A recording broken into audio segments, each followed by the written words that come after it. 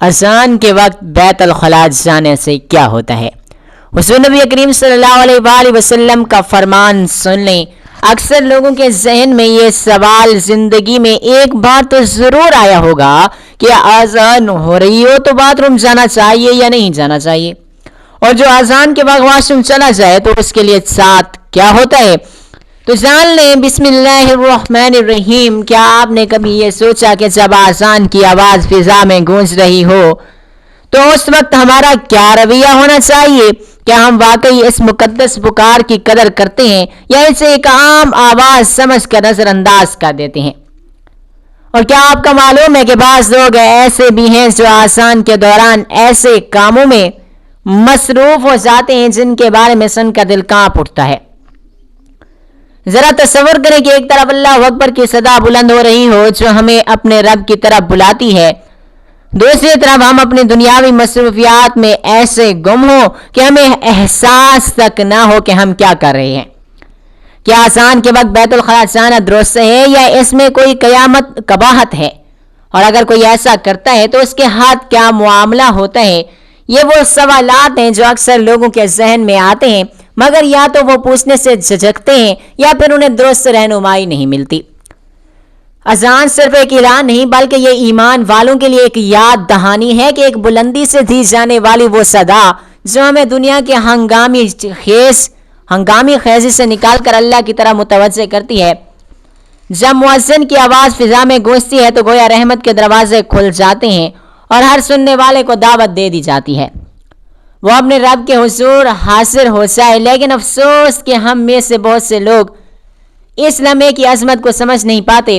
کچھ لوگ باتوں میں مصروف رہتے ہیں، کچھ ہنسی مذاق میں اور کچھ ایسے کاموں میں لگ جاتے ہیں کہ جن کے بارے میں انہیں خود بھی معلوم نہیں ہوتا کہ یہ مناسب ہیں یا نہیں۔ یہی وجہ ہے کہ آج ہم اس اہم موضوع پر بات کرنے جا رہے ہیں تاکہ ہر وہ شخص جو اس بارے میں الجھن کا شکار ہے اسے صاف اور واضح جواب مل سکے، کیونکہ دین اسلام ہمیں ہر چھوٹی بڑی بات پر رہنمائی دیتا ہے اور ہمیں سکھاتا ہے کہ کب کیا کرنا چاہیے اور کس چیز سے بچنا چاہیے۔ تو آئیے ہم اس راز سے پردہ اٹھاتے ہیں اور جاننے کی کوشش کرتے ہیں کہ اذان کے وقت ہمیں کیا کرنا چاہیے اور کن چیزوں سے اجتناب ضروری ہے تاکہ ہم نہ صرف دنیا میں کامیاب ہوں بلکہ آخرت میں بھی سرخرو ہو سکیں۔ اور آخر میں ہم آپ کو وہ بات بھی بتائیں گے جو حضور نبی کریم صلی اللہ علیہ وآلہ وسلم نے اس حوالے سے ارشاد فرمائی جو یقیناً آپ کی سوچ کو بدل کے رکھ دے گی اور آپ کو ایک نئی سمجھ عطا کرے گی۔ جب اذان کی آواز بلند ہوتی ہے تو یہ صرف نماز کی اطلاع نہیں ہوتی بلکہ یہ ایک ایسا روحانی لمحہ ہوتا ہے جس میں بندے اور اس کے رب کے درمیان ایک خاص تعلق قائم ہونے لگتا ہے، اور یہی وہ وقت ہوتا ہے جب ہمیں سکھایا گیا ہے کہ ہم اپنی مصروفیات کو روک کر اس پکار کا جواب دے سکیں۔ نبی کریم صلی اللہ علیہ وآلہ وسلم نے اذان سننے کے آداب نہایت واضح انداز میں بیان فرمائے ہیں کہ جب تم اذان سنو تو وہی کلمات دہراتے جاؤ جو مؤذن کہتے ہیں اور پھر مجھ پر درود بھیجو۔ اس عمل میں نہ صرف اجر ہے بلکہ دل کو ایک عجیب سکون بھی حاصل ہوتا ہے۔ صحابہ اکرام رضی اللہ تعالیٰ عنہم اذان کی آواز سنتے ہی جیسے رک جاتے تھے۔ روایتوں میں آتا کہ بعض صحابہ اگر کسی کام میں مصروف ہوتے تو اذان سنتے ہی اسے چھوڑ دیتے اور خاموشی اختیار کر لیتے تاکہ اذان کا جواب دے سکیں۔ ایک بزرگ کا واقعہ ملتا ہے کہ وہ بازار میں تجارت کر رہے تھے، جیسے ہی اذان کی آواز آئی انہوں نے فوراً اپنا سودا روک دیا، اور اس کا خود کو بھی معلوم نہیں ہوتا کہ یہ مناسب ہے یا نہیں۔ یہی وجہ کہ آج ہم اس اہم موضوع پر بات کرنے جا رہے ہیں تاکہ وہ ہر شخص جو اس بارے میں الجھن کا شکار ہے اسے صاف اور واضح جواب مل سکے، کیونکہ دین اسلام ہمیں ہر چھوٹی بڑی بات میں رہنمائی دیتا ہے اور ہمیں یہ سکھاتا ہے کہ کب کیا کرنا چاہیے اور کس چیز سے بچنا چاہیے۔ تو آئیے ہم اس راز سے پردہ اٹھاتے ہیں اور جاننے کی کوشش کرتے ہیں کہ اذان کے وقت ہمیں کیا کرنا چاہیے اور کن چیزوں سے اجتناب ضروری ہے تاکہ ہم نہ صرف دنیا میں کامیاب ہوں بلکہ آخرت میں بھی سرخرو ہو سکیں۔ آخر میں ہم آپ کو وہ بات بھی بتائیں گے جو حضور نبی کریم صلی اللہ علیہ وآلہ وسلم نے اس حوالے سے ارشاد فرمائی ہے جو یقیناً آپ کی سوچ کو بدل کر رکھ دے گی اور آپ کو ایک نئی سمجھ بوجھ عطا کرے گی۔ جب آذان کی آواز بلند ہوتی ہے تو یہ صرف نماز کی اطلاع نہیں ہوتی، بلکہ یہ ایک ایسا روحانی لمحہ ہوتا ہے جس میں بندہ اور اس کے رب کے درمیان ایک خاص تعلق قائم ہونے لگتا ہے، اور یہی وہ وقت ہوتا ہے جب ہمیں سکھایا گیا ہے کہ ہم اپنی مصروفیات کو روک کر اس پکار کا جواب دیں۔ نبی کریم صلی اللہ علیہ وآلہ وسلم نے اذان سننے کے آداب نہایت واضح انداز میں بیان فرمائے ہیں کہ جب تم اذان سنو تو وہی کلمات دہراتے جاؤ جو مؤذن کہتا ہے، اور پھر مجھ پر درود بھیجو۔ اس عمل میں نہ صرف اجر ہے بلکہ دل کو ایک عجیب سکون بھی حاصل ہوتا ہے۔ صحابہ کرام رضی اللہ تعالی عنہم اذان کی آواز سنتے ہی جیسے رک جاتے تھے۔ روایتوں میں آتے ہیں کہ بعض صحابہ اگر کسی کام میں مصروف ہوتے تو اذان سنتے ہی اسے چھوڑ دیتے اور خاموشی کو اختیار کر لیتے تاکہ اذان کا جواب دے سکیں۔ ایک بزرگ کا واقعہ ملتا ہے کہ وہ بازار میں تجارت کر رہے تھے، جیسے ہی اذان کی آواز آئی انہوں نے فوراً اپنا سودا روک دیا، اور پوری ہے کہ ہماری اصل کامیابی اللہ کی اطاعت میں ہے۔ اب سوال یہ پیدا ہوتا ہے کہ جب اتنی فضیلت اور اہمیت اس وقت کی ہے تو روزمرہ کے کاموں کو کس طرح ترتیب چاہیے تاکہ ہم اس موقع سے فائدہ اٹھا سکیں۔ یہی وہ نکتہ ہے جسے سمجھنا بہت زیادہ ضروری ہے، کیونکہ بہت سی ایسی عادتیں ہیں جو ہم لا علمی میں اختیار کر لیتے ہیں اور ہمیں معلوم ہی نہیں ہوتا کہ ہم کسی بڑی بھلائی سے محروم ہو رہے ہیں۔ اس لیے ہم آگے ان پہلو پر مزید روشنی ڈالیں گے تاکہ ہر شخص یہ جان سکے کہ اذان کے وقت اس کا کیا طرز عمل ہونا چاہیے اور کن چیزوں سے ان کو بچنا ضروری ہے، تاکہ وہ اس بابرکت لمحے کی قدر کر سکیں اور اللہ پاک کی رضا کو حاصل کر سکیں۔ اذان کے وقت ہمارے رویے اور رد عمل کی اہمیت پر غور کریں تو معلوم ہوتا ہے کہ یہ صرف ایک رسمی اعلان نہیں بلکہ روحانی تربیت کا حصہ بھی ہے۔ علماء اکرام فرماتے ہیں کہ اذان کی آواز سنتے ہی دل کا رخ اللہ پاک کی طرف ہونا چاہیے، کیونکہ یہ لمحہ ایک خاص برکت کا حامل ہوتا ہے اور اس میں کی گئی چھوٹی چھوٹی نیکیاں بھی بڑی قدر و قیمت رکھتی ہیں۔ ایک روایت میں آتا ہے کہ حضور نبی اکرم صلی اللہ علیہ وآلہ وسلم نے فرمایا کہ جو شخص اذان سنتا ہے اور اس کے کلمات کو دہرائے بغیر دل سے توجہ کرے تو اس کے پچھلے گناہ معاف کر دیے جاتے ہیں۔ اسی طرح صحابہ کرام رضی اللہ تعالیٰ عنہم کی عادات پر نظر ڈالیں تو معلوم ہوتا ہے کہ وہ اذان کے دوران اپنے کام فوراً چھوڑ دیتے تھے۔ بعض لوگ بازار میں یا گھر میں مصروفیات میں ہوتے، لیکن جیسے ہی مؤذن کی صدا سنائی دیتی وہ رک جاتے اور تمام توجہ سے اذان کا جواب دیتے۔ ایک واقعے میں بیان ہے کہ ایک صحابی بازار میں تجارت کر رہے تھے، اچانک اذان سن کر اپنے سارے سامان کو ایک طرف رکھ دیا اور کھڑے ہو کر اذان کے الفاظ دہراتے رہے۔ لوگوں نے حیرانی سے پوچھا کہ کیا آپ کا نقصان نہیں ہوگا؟ انہوں نے جواب دیا کہ جو اللہ نے رزق مقرر کیا ہے وہ اس اذان کی قدر کرنے کی وجہ سے کبھی کم نہیں ہوگا بلکہ بڑھا جائے گا۔ اس سے ہمیں یہ سبق ملتا ہے کہ دنیاوی کاموں کے باوجود روحانی لمحات کو نظر انداز نہیں کرنا چاہیے۔ ایک اور روایات میں آتا ہے کہ اذان سنتے وقت شیطان پیچھے ہٹ جاتا ہے اور اسی لمحے انسان پر اس کا اثر نہیں ہوتا۔ اس لیے علماء فرماتے ہیں کہ اذان کے وقت دل کو صاف رکھنا، فضول مشغولیات سے بچنا ضروری ہے تاکہ روحانی فائدہ حاصل ہو۔ ذرا ایک دلچسپ بات یہ بھی ہے کہ بعض لوگ اذان سنتے وقت خاموش رہتے اور دل سے دعا کرتے ہیں کہ اس کا اثر یہ ہوتا ہے کہ دل میں سکون اور اللہ کے قرب کا احساس پیدا ہوتا ہے۔ ایک بزرگ نے فرمایا کہ میں اذان کے دوران کبھی بھی کسی کام میں مشغول نہیں ہوتا کیونکہ وقت رحمت کے نزول اور دعا کے قبول ہونے کا ہوتا ہے۔ اس لیے ہمیں چاہیے کہ اذان کے دوران مکمل توجہ اور خاموشی کو اختیار کریں۔ علماء کرام نے اس بات پر بھی زور دیا ہے کہ جو شخص اذان کی قدر کرتا ہے اور اس کے دوران غیر ضروری کاموں سے بچتا ہے اس کا ایمان مضبوط ہوتا ہے اور اس کی روحانی طاقت میں بھی اضافہ ہوتا ہے۔ یہاں سے سوال پیدا ہوتا ہے کہ اگر کوئی شخص اچانک اذان کے وقت بیت الخلاء جانا چاہے تو اس کی کیا صورت ہوگی؟ اس پہلو کو سمجھنا بہت زیادہ ضروری ہے کیونکہ بعض لوگ اس پر لا علمی یا غلط فہمی کی وجہ سے الجھن میں رہتے ہیں۔ اس لیے آگے ہم واضح طور پر بیان کریں گے کہ نبی کریم صلی اللہ علیہ وآلہ وسلم نے اس بارے میں کیا ارشاد فرمایا اور ہمیں کس طرح اپنی عادات درست کرنی چاہیے تاکہ ہم نہ صرف دنیا میں کامیاب ہوں بلکہ آخرت میں بھی محفوظ رہیں۔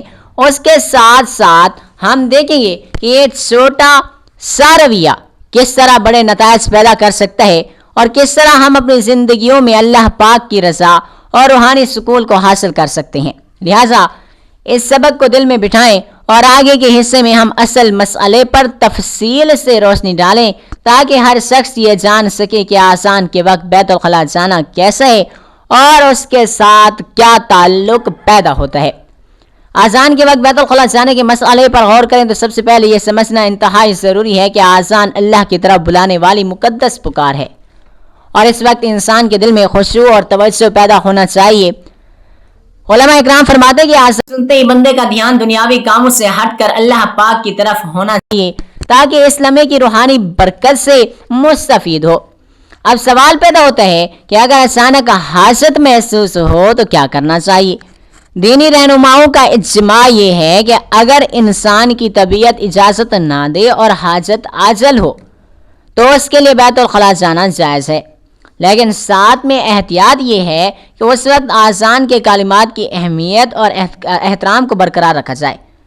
بعض بزرگان دین نے فرمایا کہ ایسا کرنے والا شخص شرعی طور پر قصوروار نہیں ہوتا کیونکہ انسانی فطرت میں حاجت کا ہونا لازمی ہے، لیکن اس میں نیت صاف اور دل میں خشوع ہونا بہت زیادہ ضروری ہے۔ یہاں ایک واقعہ بھی بیان کیا جاتا ہے کہ ایک صحابی رضی اللہ تعالیٰ عنہ آذان کے دوران اچانک طبیعت کی وجہ سے بیت الخلاء چلے گئے۔ واپس آ کر انہوں نے آذان کے الفاظ دہرائے اور دل سے جواب بھی دیا۔ اس پر نبی کریم صلی اللہ علیہ وآلہ وسلم کے عمل پر کسی ملامت کا اظہار نہیں کیا، بلکہ اہم یہ سمجھا گیا کہ نیت کی خلوصیت موجود تھی۔ اسی طرح علماء فرماتے ہیں کہ اگر کسی شخص کو آذان کے دوران جانا پڑے تو بہتر ہے کہ وہ جلدی سے اپنی حاجت پوری کرے اور فوراً واپس آ کر آذان کے باقی الفاظ پڑھے تاکہ آذان کی روحانیت سے محروم نہ ہو۔ اس زمن میں ایک حدیث بھی ہے کہ حضور پاک صلی اللہ علیہ وآلہ وسلم نے فرمایا کہ جب آذان ہو تو رک جاؤ، اگر حاجت حاصل ہو تو جا کر واپس آ جاؤ اور پھر آذان کے کلمات دہرا آؤ۔ اس سے یہ سبق ملتا ہے کہ دین اسلام نے انسانی فطرت کا خیال رکھتے ہوئے قواعد اور واضح کیے تاکہ عبادت اور حاجت دونوں کا توازن قائم اور برقرار رہے۔ اس لیے ہمیں چاہیے کہ ہم آذان کے دوران اپنے اعمال کا خیال رکھیں، غیر ضروری مشغولیات سے گریز کریں اور اگر حاجت حاصل ہو تو نیت خالص رکھ کر بیت الخلاء جائیں، پھر واپس آ کر آذان کے کلمات کو دہرائیں۔ اسی طرح نہ صرف ادب اور احترام برقرار رہتا ہے بلکہ روحانی فوائد بھی حاصل ہوتے ہیں۔ یہ عمل ہمیں یہ بھی سکھاتا ہے کہ دینی انہی اصولوں میں نرمی اور حکمت دونوں موجود ہیں، کیونکہ اسلام نے ہر معاملے میں انسان کی ضروریات اور حالات کا خیال رکھا ہے۔ اس لیے ہمیں چاہیے کہ ہم ہر عمل میں خشوع اور نیت کی پاکیزگی کو مد نظر رکھیں اور اپنے رویے کو اسی ترتیب دیں کہ نہ صرف خود مستفید ہوں بلکہ دوسروں کے لیے بھی ایک مثال قائم کریں۔ اسی طرح چھوٹے چھوٹے اقدامات جیسے کہ خلا جانے کے فوراً بعد اذان کے الفاظ دہرانا ہمیں یہ سکھاتے ہیں کہ زندگی کے چھوٹے لمحات میں بھی اللہ کی رضا حاصل کی جا سکتی ہے۔ لہٰذا آذان کے وقت بیت الخلاء جانا اگر ضروری ہو تو جائز ہے، مگر اس کے ساتھ نیت، ادب اور توجہ برقرار رکھنا لازمی اور اہم ہے تاکہ ہم اس بابرکت موقع سے محروم نہ ہوں اور روحانی سکون کے ساتھ اللہ کے قریب ہو جائیں۔ اب ہم اصل نقطے پر پہنچتے ہیں جو ہر مومن کے لیے نہایت اہم اور ضروری ہے۔ حضور نبی کریم صلی اللہ علیہ وآلہ وسلم نے اذان کے وقت رویے اور عمل کے بارے میں واضح ارشاد فرمایا ہے کہ جب اذان ہو تو رک جاؤ اور اپنی توجہ اللہ کی طرف مرکوز کرو۔ اگر اچانک حاجت محسوس ہو تو فوراً بیت الخلاء جاؤ اور واپس آ کر اذان کی کلمات دہراؤ۔ اس سے یہی سبق ملتا ہے کہ دین اسلام میں انسانی ضرورتوں کا بھی لحاظ رکھا گیا ہے اور عبادت کا احترام بھی لازم ہے۔ ایک حدیث پاک میں آتا ہے کہ جو شخص اذان سنتا ہے اور دل سے جواب بھی دیتا ہے تو اس کے پچھلے گناہ معاف کر دیے جاتے ہیں۔ ہمیں یہ بتانا ہے کہ صرف آواز سننا کافی نہیں، بلکہ دل کی توجہ اور نیت کی خلوصیت بھی انتہائی ضروری ہے۔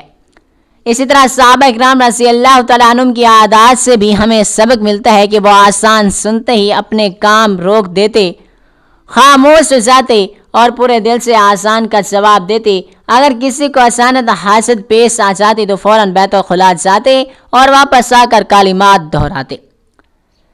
اس عمل میں نہ صرف ادب اور احترام ہے بلکہ روحانی فوائد بھی شامل ہیں۔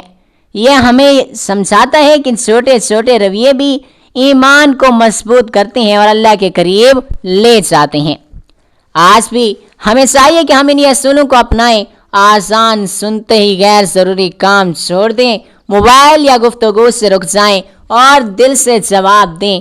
اگر حاجت حاصل ہو تو نیت خالص رکھ کر فوراً بیت الخلاء جائیں اور واپس آ کر کلمات دہرائیں۔